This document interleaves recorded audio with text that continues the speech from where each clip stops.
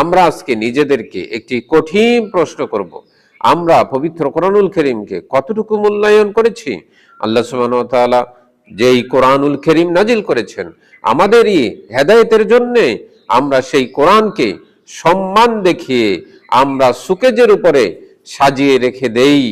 আসসালামু আলাইকুম ওয়া রাহমাতুল্লাহি ওয়া বারাকাতুহু।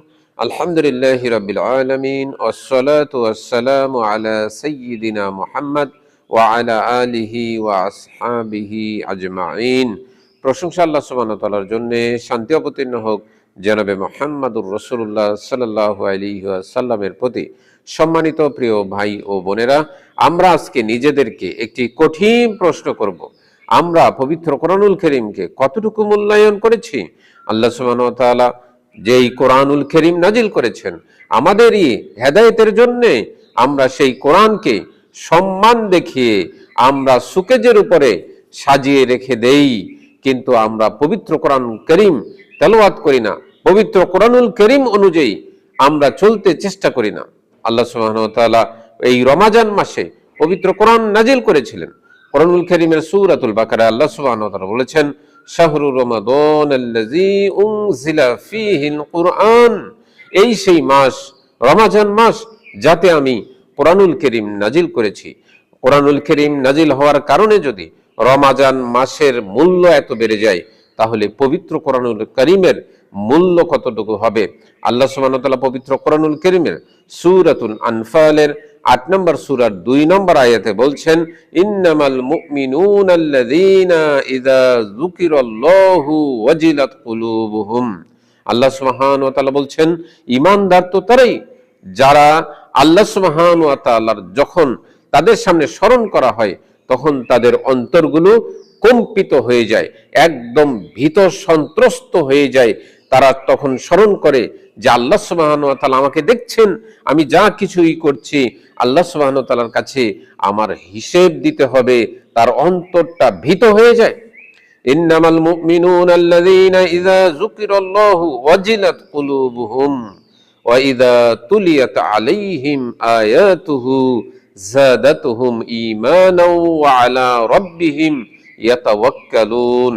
আল্লাহ সুবহানাহু ওয়া তাআলা বলছেন, এবং তাদের সামনে যখন আল্লাহর আয়াতগুলোকে তেলাওয়াত করা হয় তখন তাদের ঈমান বৃদ্ধি হয়ে যায়, তাদের ঈমান বেড়ে যায় যে আল্লাহ সুবহানাহু ওয়া তাআলা কোরআনে যা বলেছেন তা সত্য। কিন্তু আমরা কোরআন পড়ি না, আমরা কোরআন পড়তে জানি না, কোরআন শিখার কথা ছিল আমরা শিখছি না। আমরা মনে করছি আমাদের বয়স হয়ে গেছে। আপনার বয়স হয়ে গেছে বলে কি আল্লাহ সুবহানাহু ওয়া তাআলা আপনাকে ছাড় দেবেন যে আপনার বয়স হয়ে গেছে আপনি শিখতে পারেননি? জি না, আপনার শ্বাস থাকা পর্যন্ত, আপনার নিঃশ্বাস বন্ধ হওয়ার আগ পর্যন্ত আপনাকে শেখার চেষ্টা করতে হবে। যদি আপনি চেষ্টা করেন আপনি বলতে পারবেন যে আমি চেষ্টা করেছিলাম কিন্তু আমি পারিনি। কিন্তু আপনি যদি চেষ্টা না করেন আর যদি আপনি বলেন আমি পারিনি, তাহলে আপনি কিন্তু আল্লাহ সুবহানাহু ওয়া তাআলার শাস্তি থেকে একদমই বাঁচতে পারবেন না। নবী সাল্লাল্লাহু আলাইহি ওয়াসাল্লাম বলেছেন, যখন মানুষকে প্রশ্ন করা হবে কবরে, মার রব্বুকা, তোমার রব কে ছিল? তখন সে বলবে, মানুষ যাকে রব মনে করেছিল আমিও তাকে রব মনে করেছিলাম। আসমান থেকে তখন ঘোষণা হবে, এই ব্যক্তি হচ্ছে মিথ্যুক, লা দরাইতা ওয়ালা তালাইতা, সে শিখেনি, শেখার চেষ্টা করেনি, সে জানেনি, জানার চেষ্টা করেনি। আপনি যদি না শিখেন, আপনি যদি চেষ্টা না করেন, তাহলে আপনি কিন্তু আল্লাহ সুবহানাহু ওয়া তাআলার কঠিন আযাব থেকে রক্ষা পেতে পারবেন না। ওয়া আলা রাব্বিহিম ইয়াতাওয়াক্কালুন, তারা আল্লাহ সুবহানাহু ওয়া তাআলার উপরে ভরসা করে থাকে। মুমিনরা আল্লাহ সুবহানাহু ওয়া তাআলার প্রতি ঈমান আনে, তারা আল্লাহ সুবহানাহু ওয়া তাআলার উপরই ভরসা করে, তারা যে কোনো কাজ করে, তারা পরিশ্রম করে, চেষ্টা করে, বসে থাকে না, চেষ্টা করে, চেষ্টা করার পরে আল্লাহ সুবহানাহু ওয়া তাআলার উপরই তারা ভরসা করে যে জীবনে যদি সাকসেস হতে হয়, সফলতা পেতে হয়, আল্লাহ সুবহানাহু ওয়া তাআলা যদি চান তাহলে আমি সফল হব, আল্লাহ সুবহানাহু ওয়া তাআলা যদি না চান তাহলে এই কাজটি থেকে আমি সফলতা লাভ করতে পারবো না। আল্লাহ সুবহানাহু ওয়া তাআলার উপরই তারা ভরসা করে থাকে। সুতরাং আসুন আমরা কোরআন শিখি।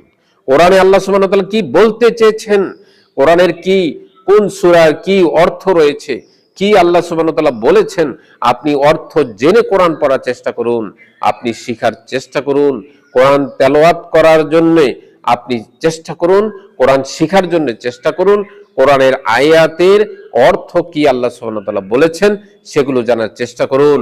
আপনি মনে করছেন আপনি কর্মব্যস্ত মানুষ, কর্মব্যস্ততার মধ্যেই আপনাকে সময় বের করতে হবে, কর্মব্যস্ততার মধ্যেই আপনাকে চেষ্টা করতে হবে, আপনাকে এই সময় বের করতে হবে। আপনি যদি চেষ্টা না করেন তাহলে আপনার পরকাল সুন্দর হবে না, পরকালে আপনাকে ক্ষতিগ্রস্ত হতে হবে। আসুন আমরা কোরআন শিখি পরকালের জন্য, আমরা কোরআন শিখে পরকালে যেন লাভবান হতে পারি।